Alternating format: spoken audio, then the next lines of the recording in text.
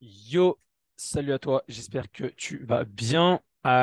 Du coup, on se retrouve sur, je fais une dinguerie, sur ce fameux call qui va changer ta vie financièrement parlant. On est parti, je vais t'expliquer tout ça dans l'ordre. Alors, du coup, bienvenue à toi sur la page du budget tracker Notion. Je pourrais le télécharger juste après, c'est pas déjà le cas. On te l'enverra. Et je vais t'expliquer un petit peu comment maintenant tu vas pouvoir prendre contrôle sur tes finances. C'est archi important. Ce tracker-là, il est fait pour quoi? Il est fait pour avoir vraiment un visuel à 100% sur toutes mes entrées d'argent, sorties d'argent, mes bilans mensuels, combien de budget j'ai pour chaque catégorie, etc., etc. Donc, je t'explique brièvement l'interface pour commencer. Ça, on y viendra à la fin. D'accord?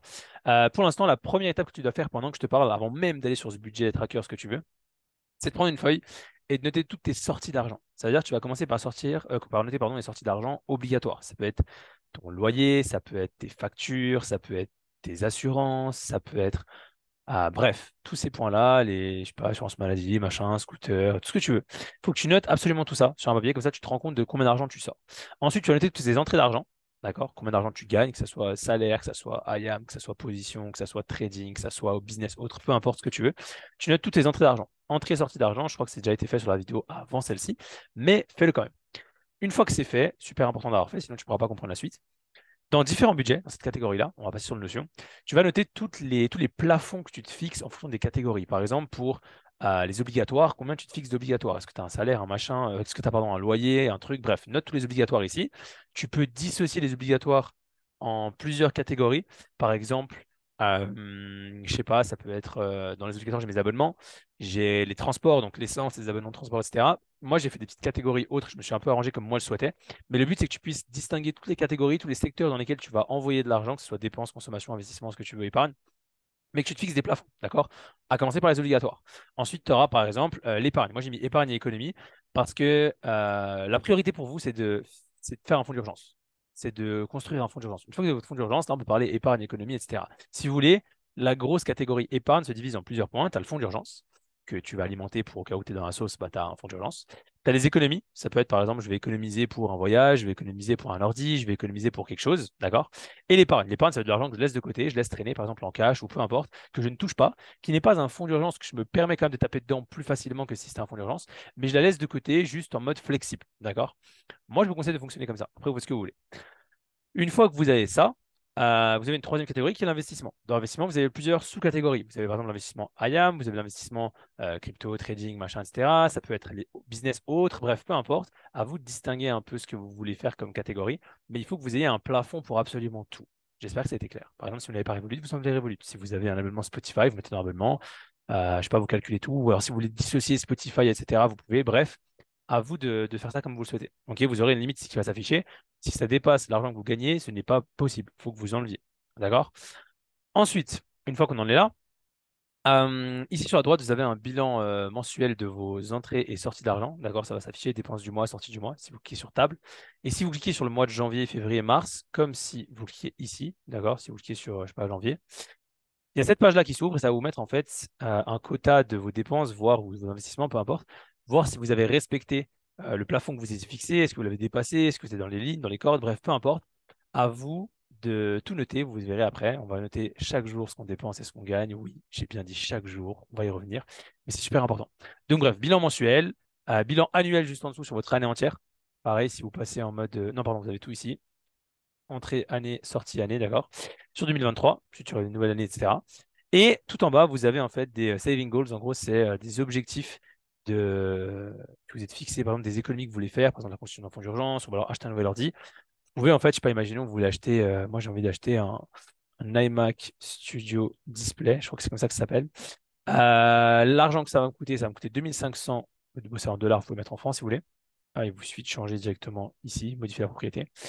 J'ai déjà économisé par exemple 800 dollars. Je suis à 32% de progression de mon économie. Il me reste 1700 dollars à économiser pour acheter mon ordi. D'accord? Boum, ça apparaît ici. Je peux mettre une photo si je veux. Là, ajouter une image de couverture. Je sais pas, peu importe. Si j'écris iMac, je sais même pas si ça va sortir. iMac, magnifique. J'ai envie d'acheter ça. Boum, tac. Et ça va apparaître ici en tout joli. Voilà, je sais que pour mon iMac Studio Display, je suis à 32% de mon parcours. J'ai économisé 800. Il me reste 1700. Et voilà, bref. Voilà un petit peu comment vous pouvez fonctionner pour vous fixer des objectifs d'économie. C'est sympa aussi. Vous pouvez changer l'aperçu également en mode en progrès, ceux que vous avez déjà commencé, tous les voir en mode liste. Moi, j'aime bien les voir en galerie, ces petites photos. Ça, Vous ne touchez jamais, vous ne supprimez pas, vous laissez ce qu'il y a dedans, c'est super important, vous laissez absolument ça ici, backpage, on ne calcule pas. Et tout simplement, on arrive au dernier point, là où tout le monde va se fâcher. Notez ses entrées et sorties d'argent quotidiennes. Ça veut dire chaque jour, imaginons, je vais faire les courses, je vais écrire supermarché, j'ai dépensé, je sais pas, 80 francs par exemple, je dis une bêtise, 80 euros, donc pas d'entrée d'argent. La catégorie, ça appartient à bouffe. Donc les catégories qui sont ici, c'est celles que vous avez notées ici. D'accord? La seule différence, c'est que tout ça, c'est ce que j'ai noté en bas. Notion, j'ai plus parce que j'ai arrêté de payer, donc je pourrais l'enlever. Et là, en violet, c'est les entrées d'argent. Par exemple, donc, je vais juste noter, pardon, excusez-moi, la date. Par exemple, je fais les courses mardi, mercredi. D'accord? Je vais filtrer tout ça par ordre décroissant. Ça, la dernière date de dépense sera là.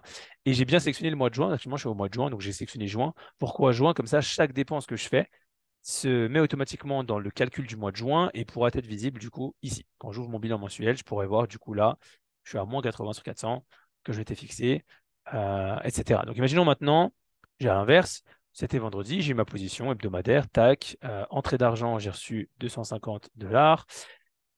Vous pouvez traduire en euros, bref, faites ce que vous voulez. C'était un retour sur investissement. Non, pardon, c'était une rente, parce que le MLM, c'est une rente. Donc, rente, c'est de l'argent qui rentre quoi qu'il arrive, du résiduel, si l'MLM, si l'immobilier, etc. Je ne sais pas si tu écoutes cette vidéo, tu es propriétaire d'immobilier, bah, tu as des rentes. Salaire, c'est l'argent que tu gagnes au boulot, ça peut être autre chose, bref, peu importe. Retour sur investissement, ROI, c'est retour sur investissement. C'est l'argent, en gros, que tu as, je sais pas, imaginons, tu as fait du trading, tu as fait un retrait, bah, c'est du retour sur investissement. Tu as investi X dans ton compte trading, tu as retiré de l'argent. C'est pas un salaire, c'est pas une rente, c'est vraiment un retour sur investissement. Et autre, ça peut être, je sais pas, tu as trouvé 20 euros par terre ou je sais pas, tu as eu un cadeau à ton anniversaire, voilà. Ça rentre dans autre. C'est un truc qui n'est pas un retour sur investissement, ce n'est pas un salaire, ce n'est pas une rente, c'est vraiment un truc bonus, genre. OK? Donc voilà tout. Imaginons maintenant pareil, je sais pas, je fais un peu de trading ce mois-ci, boum. Je suis ATM Gang, j'ai fait, je ne sais, je sais pas, j'ai retiré 700 euros, boum, je vais noter retour sur investissement. MLM, c'était ma paye, je l'ai reçu vendredi. Mon retrait trading, je l'ai fait, je sais pas, lundi. Imaginons, je dis une bêtise, je suis allé boire un café avec un collègue, tac, je lui ai offert, on a envoyé 8 euros, c'était de la consommation, parce que je n'étais pas obligé d'aller boire un café. J'ai fait ça aujourd'hui. Supposons qu'ensuite, j'en sais rien, j'ai fait ma réac. Je vais mettre réactivation d'abonnement, voilà ma réactivation. J'ai sorti 385 $ parce que je suis en pacoline, donc sinon pour vous, ça sera, je sais pas, peut-être 275 $. C'est, ça fait partie d'IAM, bref, c'est noté. Et en gros, à la fin, si j'ai fait ma réac peut-être hier, voilà. À la fin, vous aurez tout ici listé par date, la plus croissante. Chaque fois que vous achetez une nouvelle page, bah, ça va venir en fonction de la date, ça va se placer, si vous avez filtré par ordre décroissant. Et là, maintenant, vous allez avoir un bilan, combien d'argent j'ai sorti, combien d'argent j'ai entré. Et en fait, ce qui est génial, c'est que là encore, ça paraît peu, mais à la fin, quand tu as vraiment beaucoup d'entrées et de sorties d'argent qui sont notées, bah, en fait, je peux filtrer. C'est-à-dire, je peux regarder, par exemple, je veux voir que la catégorie épargne, économie. Alors là, je vais rien épargner, rien économiser. Je veux voir que ce que j'ai claqué dans. Par exemple, je veux voir toutes mes entrées d'argent. Je vais noter ça. Hop. Et là, j'ai filtré mes entrées d'argent. Je vois que mes entrées. Imaginons, parce qu'à la fin du mois, vous verrez, vous aurez une immense liste. Ok. Donc voilà un petit peu le topo. Et en fait, à quoi ça sert ça? C'est pas pour vous faire chier ou quoi que ce soit. C'est juste que à force de dépenser 5 balles par-ci, 10 balles par-là, 8 balles par-là, ah, j'ai gagné un peu, j'ai sorti un peu. En fait, je pense que si tu es sur cet appel, c'est que forcément, si t'es arrivé un jour dans ta vie, d'arriver à la fin du mois en mode, mais putain, mais il est passé où exactement cet argent-là? Putain, j'ai pas souvenir d'avoir dépensé ça, machin truc. Et en fait, là au moins, tu as un track record, tu as un truc complet absolument de tout ce que tu as dépensé, reçu, etc. Comme ça, tu vois, c'est totalement transparent. Il n'y a pas de bug. Je sais pas comment c'est possible que tu aies dépensé autant, pourquoi tu as gagné autant. En fait, imagine que là, aujourd'hui, tu te positionnes en tant qu'entrepreneur et dis-toi que pour l'instant, comme tu n'as pas encore développé grand-chose, ton entreprise, c'est toi-même. D'accord? Est-ce que tu as déjà vu une entreprise qui ne fait pas un bilan des comptes, qui ne regarde pas les entrées, sorties d'argent, combien ils ont investi là, combien ils ont fait ci, combien ils ont fait de retour sur...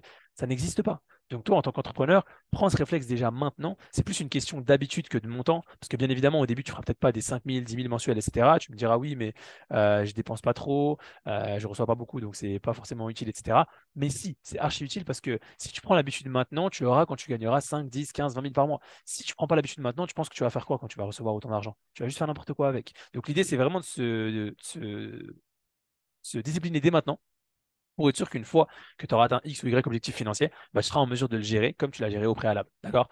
Maintenant, ce que vous avez noté ici dans les plafonds et compagnie, dites-vous que ça va être flexible. C'est comme du trading, c'est comme du marketing, c'est comme du MLM, ce que vous voulez. C'est du backtest. Au début, tu vas tester un certain montant, tu vas voir est-ce que tu arrives à t'y tenir, est-ce que tu dépenses, est-ce que par exemple, consommation, tu t'es mis trop d'argent de consommation et en vrai, tu pourrais t'en remettre un peu moins. Je rappelle, consommation, il ne faudrait pas que ça excède, faudrait pas que ça excède 10% de ton revenu mensuel, max. Ok, bref.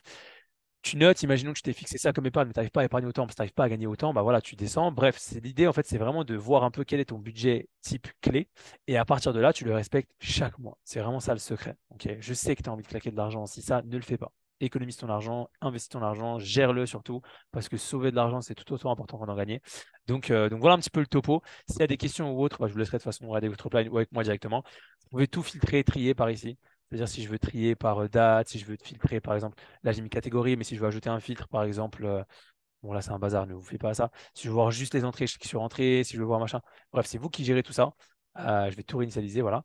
Mais voilà. Et en gros, quand vous êtes dans un mois, n'oubliez pas ici de sélectionner le mois en question. Comme ça, chaque dépense que vous faites est annexée à ce mois-là, qui sera du coup répertorié ici.